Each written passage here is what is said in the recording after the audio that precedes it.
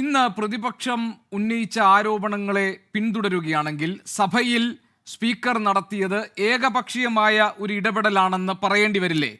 ഈ പ്രതിപക്ഷാംഗങ്ങൾ നൽകിയ നക്ഷത്ര ചിഹ്നമിട്ട ചോദ്യ നോട്ടീസുകൾ അത് ചട്ടവിരുദ്ധമായി നക്ഷത്ര ചിഹ്നമിടാത്ത ചോദ്യങ്ങളാക്കി മാറ്റിയ നിയമസഭാ സെക്രട്ടേറിയറ്റിന്റെ നടപടിയാണല്ലോ സഭയിൽ ഇന്ന് ചോദ്യം ചെയ്യപ്പെട്ടത്. അങ്ങനെ പ്രതിപക്ഷം ഒരു കാതലായ വിഷയം സഭയിൽ ഉന്നയിക്കുമ്പോൾ എങ്ങനെയാണ് പ്രതിപക്ഷ നേതാവ് നിലവാരമില്ലാത്ത ഒരാളെ പോലെ പെരുമാറുന്നുവെന്ന് മുഖ്യമന്ത്രിക്ക് പറയാൻ കഴിയുക? എങ്ങനെയാണ് പ്രതിപക്ഷാംഗങ്ങൾ പ്രധാനപ്പെട്ട ഒരു വിഷയത്തിൽ പ്രതിപക്ഷ നേതാവ് സംസാരിക്കുമ്പോൾ ആരാണ് പ്രതിപക്ഷ നേതാവ് എന്ന് സ്പീക്കർക്ക് ചോദിക്കാൻ കഴിയുക? ഇത് ഏകപക്ഷീയമായ ഒരു ഇടപെടലായിരുന്നില്ലേ? സഭയുടെ അന്തസ്സിന് ചേർന്നതായിരുന്നു ഇന്ന് സ്പീക്കർ നടത്തിയ ഈ ഇടപെടൽ. ഗോപീഷ്ണ, നിങ്ങളെ ടൈറ്റിൽ തന്നെ തെറ്റാണ്. നിയമസഭയിൽ പ്രതിപക്ഷത്തെ അപമാനിക്കപ്പെട്ടോ? അല്ല, സ്വയം അപമാനിതരായോ എന്നാണ് ചോദിക്കേണ്ടത്. നിങ്ങൾ അത് സഭാരേഖകളിൽ നിന്നും സഭാ ടി വിയിൽ നിന്നും കൃത്യമായി ആ വിവരങ്ങൾ ലഭിക്കുമല്ലോ. അതൊന്ന് വിഷ്വൽസ് ഒന്ന് എടുത്ത് നോക്ക്. അവിടെ നക്ഷത്ര ചിഹ്നമിട്ട ക്വസ്റ്റ്യൻസും തുടക്കത്തിൽ തന്നെ അദ്ദേഹം അത് ഉന്നയിച്ചു. അതിന് സ്പീക്കർ റൂളിംഗ് നൽകി. അതിനുശേഷം പ്രതിപക്ഷ അംഗങ്ങൾ വെല്ലിലേക്ക് ഇറങ്ങിയിട്ട് പ്രതിപക്ഷ നേതാവ് വീണ്ടും സംസാരിക്കാനായി എഴുന്നേറ്റപ്പോൾ ഇവരെ സീറ്റിലേക്ക് പറഞ്ഞു വിടൂ, താങ്കൾക്ക് മൈക്ക് തരാം എന്ന് തന്നെയാണ് സ്പീക്കർ പറഞ്ഞത്. പ്രതിപക്ഷ നേതാവ് തുടക്കത്തിൽ അവരോട് വെല്ലിലേക്ക് ഇറങ്ങാൻ പറയുന്നു. അത് കൃത്യമായി നിങ്ങൾക്ക് നോക്കിയാൽ വിഷ്വൽസിൽ കാണാം. കൈകൊണ്ട് ആ ആംഗ്യം കാണിക്കുന്നത് കാണാം, ഞങ്ങൾ കണ്ടുകൊണ്ടിരിക്കുന്നതാണല്ലോ. അത് കഴിഞ്ഞ് ഇദ്ദേഹം ഇവരെ തിരിച്ചു വിളിച്ചു. ഇദ്ദേഹം തിരിച്ചു വിളിച്ചിട്ടും പോകാതെ നിൽക്കുകയാണ്. സഭ നടത്തിക്കൊണ്ടു പോകണ്ടേ? ക്വസ്റ്റ്യൻ അവർ 1 മണിക്കൂർ മാത്രമേ ഉള്ളൂ. ഓരോ മിനിറ്റും വിലപ്പെട്ടതാണ്, ഓരോ സെക്കൻഡ്സും വിലപ്പെട്ടതാണ്. പലതവണ നിങ്ങൾ സീറ്റിലേക്ക് പോകൂ. പ്രതിപക്ഷ നേതാവ് സഭാംഗങ്ങളെ തിരിച്ചു വിളിച്ചതിന് ശേഷമാണ് അദ്ദേഹം സംസാരിക്കാനായി എഴുന്നേറ്റ് നിൽക്കുകയാണ്. ഇവർ വെല്ലിൽ നിന്നും പോയെങ്കിൽ മാത്രമേ സംസാരം തുടങ്ങാൻ വേണ്ടി കഴിയൂ. പ്രതിപക്ഷ നേതാവ് തിരിച്ചു വിളിച്ചിട്ടും പോകാതെ നിന്നപ്പോഴാണ് സ്പീക്കർ ചോദിച്ചത്, അല്ല ആരാ നേതാവാരാ? കാരണം പ്രതിപക്ഷ നേതാവ് ഇവരെ തിരിച്ചു വിളിക്കുന്നു, പോകാതെ വീണ്ടും അവിടെ നിന്ന് സ്പീക്കറുടെ മുമ്പിൽ സ്പീക്കറെ തടസ്സപ്പെടുത്തുന്നത് നിങ്ങൾക്ക് ആ വിഷ്വൽസിൽ കൃത്യമായി കാണാം.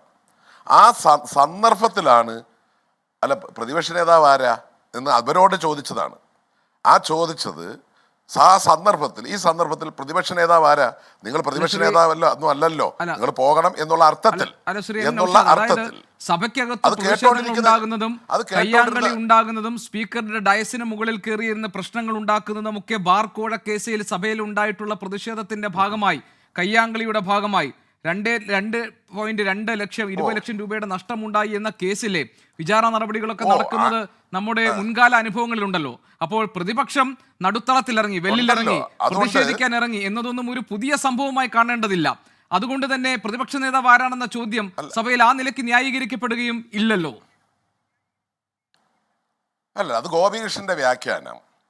അവിടെ നിങ്ങൾക്ക് ഏകപക്ഷീയമായി വാർത്തകളെ അങ്ങനെ നൽകണമെന്നുണ്ടെങ്കിൽ നൽകിക്കൊള്ളൂ, അത് നിങ്ങളുടെ സ്വാതന്ത്ര്യം. ഏകപക്ഷീയമായി നൽകാനുള്ള ശ്രമം സഭാ ടി വി നടത്തിയെന്നായിരുന്നു ആക്ഷേപം ശ്രീ എം നൌഷാദ്. അതായത് പ്രതിപക്ഷ നേതാവ് സംസാരിക്കുമ്പോൾ ആ ഭാഗം കൊടുക്കില്ല, പ്രതിഷേധിക്കാൻ രംഗത്തിറങ്ങുമ്പോൾ ആ ഭാഗം കൊടുത്തില്ല. ഏകപക്ഷീയമായി സഭാ പ്രവർത്തനങ്ങളെ ഈ പ്രേക്ഷകരിൽ നിന്ന് മറച്ചു വെച്ചത് സഭാ ടി വി ആണെന്നായിരുന്നു ആക്ഷേപം. അല്ല അത് ആരുടെ ആക്ഷേപം? നിങ്ങൾ അതാ ഞാൻ പറഞ്ഞേ, ഇവിടെ സണ്ണി ജോസഫ് ഉന്നയിക്കാത്ത ആവശ്യം അവർക്ക് വേണ്ടി ഗോപികൃഷ്ണൻ അവരുടെ വക്താവല്ല ആകരുത്. വസ്തുതകളായി കാണണം. അവിടെ ആരാ പ്രതിപക്ഷ നേതാവ് എന്ന് ചോദിച്ചു എന്നുള്ളത് സത്യമാണ്. ആ ചോദിച്ചതിൻ്റെ സന്ദർഭം എന്ന് പറഞ്ഞാൽ അദ്ദേഹത്തെ അപമാനിക്കലല്ല, ഇവരെടുത്ത് നിങ്ങളാണോ നേതാവ് എന്നുള്ള അർത്ഥത്തിൽ അവരോടാണ് ചോദിച്ചത്. അവരോട് ചോദിച്ചിട്ട് അവർ പോകാതെ നിന്നപ്പോഴാണ്, പ്രതിപക്ഷ നേതാവ് തിരിച്ച് വിളിച്ചിട്ടും അവർ പോകാതെ നിന്നപ്പോഴാണ്. അത് കഴിഞ്ഞിട്ട് തിരിച്ചു വന്നു, അവർ വാക്കൗട്ട് നടത്തി പോയി.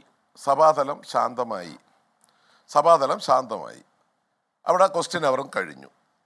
അത് കഴിഞ്ഞ് വന്നപ്പോൾ അടുത്തത് തിരിച്ചു വന്നിട്ട് അടിയന്തര പ്രമേയം ചർച്ചയ്ക്ക് എടുക്കുന്നതിന് മുമ്പ് പ്രതിപക്ഷ നേതാവ് എഴുന്നേറ്റില്ല. നിങ്ങൾ അത് വിഷ്വൽസ് അതിലേക്ക് വരാം. ശ്രീ എം നൗഷാദ്, അതായത് ഞാൻ ആർക്ക് വേണ്ടിയാണ് ചോദ്യങ്ങൾ ചോദിക്കുന്നത് കാര്യം പ്രേക്ഷകർ തീരുമാനിക്കട്ടെ. ഒന്നാമത്തെ കാര്യം താങ്കൾ ആദ്യം പറഞ്ഞതിനുള്ള മറുപടി. രണ്ടാമത്, ഇതേപോലെ ഭരണപക്ഷത്ത് നിന്ന് ഒരു പെട്ടെന്ന് തന്നെ ആവേശം ഉൾക്കൊണ്ട് അവിടെ പ്രശ്നമുണ്ടാക്കുന്നിടത്തേക്ക് പോകാൻ നിന്ന മന്ത്രി ശിവൻകുട്ടിയെ മുഖ്യമന്ത്രി കൈപിടിച്ച് പിറകിലേക്ക് വലിക്കുന്നതും കണ്ടു. അപ്പോൾ നിയന്ത്രിച്ചു നിർത്തുന്നതിന്റെ പ്രശ്നം ഭരണപക്ഷത്തും ഉണ്ടായിട്ടുണ്ട്. പിന്നെ 2014 മാർച്ച് 13 കയ്യാങ്കളിയുടെ കാര്യത്തിൽ 2014 മാർച്ച് 13 കയ്യാങ്കളിയുടെ കാര്യത്തിൽ ഈ ന്യായമൊന്നും താങ്കൾക്ക് ഇല്ലല്ലോ അല്ലേ ശ്രീ എം നൗഷാദ്? അതും അന്നും ഏകപക്ഷീയമായി അവതരിപ്പിക്കപ്പെട്ടതാണോ ഈ വിഷയങ്ങളൊക്കെ ശ്രീ എം നൗഷാദ്? നിങ്ങൾക്ക് അത് നിങ്ങൾ ഇത്രയും വർഷമായി അത് പറഞ്ഞുകൊണ്ടിരിക്കുന്നു, കുറ്റപ്പെടുത്തിക്കൊണ്ടിരിക്കുന്നു. അപ്പോ പിന്നെ എന്തിനാ ന്യായീകരിക്കുന്നത്? അപ്പൊ പിന്നെ മറ്റേതിനെ കുറ്റപ്പെടുത്തുന്നതിന് എന്തർത്ഥം?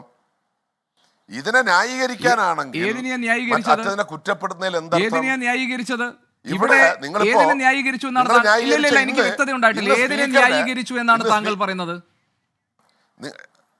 എന്നാ പിന്നെ ഞാൻ പറയുന്നത് ഇന്നത്തെ സംഭവത്തെ താങ്കൾ പറഞ്ഞ എന്താ അങ്ങനെ ചെയ്തിട്ടുള്ള നിങ്ങൾക്ക് എന്ന് പറഞ്ഞ് ചോദിക്കുമ്പോൾ, ചെയ്തിട്ടുള്ള നിങ്ങൾക്ക് എന്നുള്ള തരത്തിൽ ചോദിക്കുമ്പോൾ ഇന്ന് ചെയ്തതിനെ കുറ്റമായി കാണുന്നില്ല എന്നല്ല.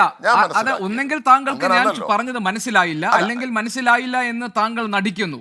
ഞാൻ പറഞ്ഞത് അങ്ങനെ ചെയ്തിട്ടുള്ള നിങ്ങൾക്ക് ഇന്ന് പ്രതിപക്ഷാംഗങ്ങൾ വെല്ലിലിറങ്ങി പ്രതിഷേധിക്കാൻ ഒരുങ്ങുന്ന ഘട്ടത്തിൽ ആരാണ് പ്രതിപക്ഷ നേതാവ് എന്ന് സ്പീക്കർ ചോദിച്ച ചോദ്യത്തെ ന്യായീകരിക്കാൻ കഴിയില്ല എന്നാണ് ഞാൻ പറഞ്ഞത്. അല്ല, നിങ്ങൾക്ക് ആ സന്ദർഭം നമ്മൾ ഇന്നത്തെ ആ വിഷ്വൽസ് മൊത്തം നോക്കിയാൽ ആ സഭാ നടപടികൾ പൂർണ്ണമായി കണ്ടുകൊണ്ടിരുന്ന ഗോപികൃഷ്ണൻ അത് കണ്ടിട്ടുണ്ടെങ്കിൽ, അല്ലെങ്കിൽ നിങ്ങളുടെ പ്രതിനിധികൾ അവിടെ ഉണ്ടായിരുന്നല്ലോ, നിങ്ങൾ സഭയ്ക്കകത്തുണ്ടല്ലോ, അവരോട് കൃത്യമായി ചോദിച്ച് മനസ്സിലാക്കിയിരുന്നു എങ്കിൽ ഈ ചോദ്യം ചോദിക്കില്ലായിരുന്നു. അതാണ് ഞാൻ പറഞ്ഞത്. അത് കഴിഞ്ഞ് വീണ്ടും സഭയ്ക്കകത്ത് വന്നിട്ട് ഇവർ കൊടുത്ത അടിയന്തര പ്രമേയം, അതിനകത്ത് ഗോപികൃഷ്ണ പ്രശ്നം വേറൊന്നുമല്ല, അടിയന്തര പ്രമേയത്തിന് ചർച്ച ചെയ്യാൻ സർക്കാർ തയ്യാറാകുമെന്ന് ഇവർ പ്രതീക്ഷിച്ചിരുന്നില്ല. അതാണ് യാഥാർത്ഥ്യം. വീണ്ടും അത് അടിയന്തരമായി തന്നെ നമുക്ക് ചർച്ച ചെയ്യാം എന്ന് പറയുകയും 12 മണിക്ക് അത് ചർച്ച ചെയ്യാൻ സമയം നിശ്ചയിക്കുകയും ചെയ്തതിന് ശേഷമാണ് ഞങ്ങൾ വാക്കൗട്ട് നടത്തിയപ്പോൾ ഇതിനകത്ത് മുഖ്യമന്ത്രിയും അതുപോലെ പാർലമെന്ററി കാര്യമന്ത്രിയും ഇങ്ങനെ പരാമർശം നടത്തി എന്ന് പറഞ്ഞ് എഴുന്നേൽക്കുന്നത്. അല്ലെങ്കിൽ തിരിച്ചു വന്ന അന്നേരം തന്നെ എഴുന്നേറ്റിരുന്നെങ്കിൽ നമുക്കത് മനസ്സിലാകുമായിരുന്നു. ഇത് ചർച്ചയ്ക്ക് തയ്യാറായപ്പോൾ ആ ചർച്ച നടക്കരുത്. അവർ തന്നെ കൊണ്ടുവന്ന അടിയന്തര പ്രമേയ ചർച്ച അവർ വളരെ സീരിയസ് ആയിട്ട് കൊണ്ടുവന്നൊരു വിഷയമാണല്ലോ. അത് ചർച്ച ചെയ്യാൻ നിൽക്കുമ്പോൾ ആരാണ് പ്രതിപക്ഷ നേതാവ് എന്ന് മുമ്പിൽ നിന്നൊരാളിനോട് ചോദിച്ചു, സന്ദർഭത്തിനനുസൃതമായി ചോദിച്ചു. അതൊരിക്കലും പ്രതിപക്ഷ നേതാവിനെ അപമാനിക്കാനോ ചെറുതാക്കാനോ വേണ്ടിയിട്ടല്ല. ആ സന്ദർഭം കണ്ട എല്ലാവർക്കും അത് മനസ്സിലാവും. പക്ഷെ അത് തിരിച്ചു വന്ന അന്നേരം ആദ്യമേ ഉയർത്തിയെങ്കിൽ മനസ്സിലാക്കാം. പക്ഷേ അടിയന്തര പ്രമേയത്തിന് അവതരണ അനുമതി ചർച്ച ചെയ്യാം എന്ന നിലപാട് സർക്കാർ തീരുമാനിച്ചതിന് ശേഷമാണ് ഈ വിഷയം ഉയർത്തി.